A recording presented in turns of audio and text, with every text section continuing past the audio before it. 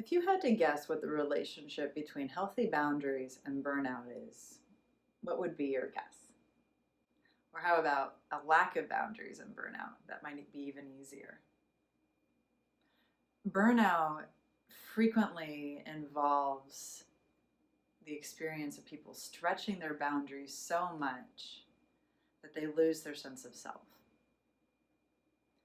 And when we start to do that, we're teaching our brain a really interesting lesson that says it's okay for people to encroach upon us, to demand too much of us. We're normalizing that experience. And in that normalization, our brain and our body stop sending up warning signs, little flares of data that say, wait, this person's crossing my boundaries. Boundaries aren't just about relational components in our intimate lives. Boundaries are also very important at work and in our friendships. And we teach people how they're allowed to teach it, to treat us.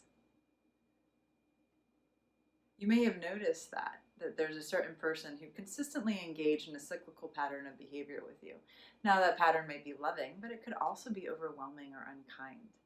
A core part of burnout recovery is moving back into relationship with your own boundaries and also doing a humble investigation into what you have taught people about what they can expect from you and how they get to behave around you.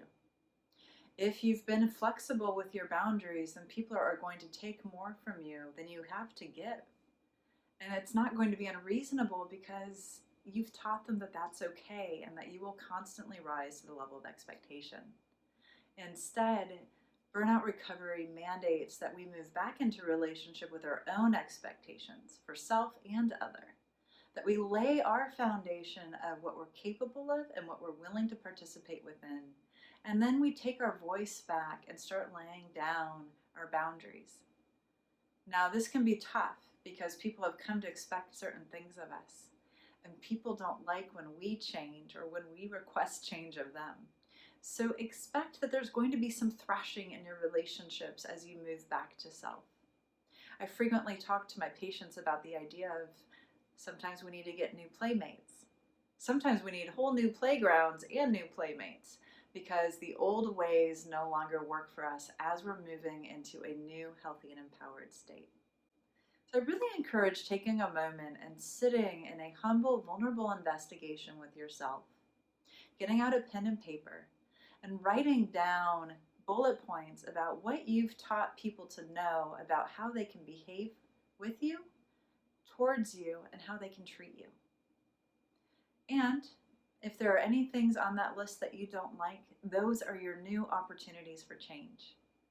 Those are the places where you can now start to create powerful, real, new space in your life for your boundaries that honor how you want to be living in your life.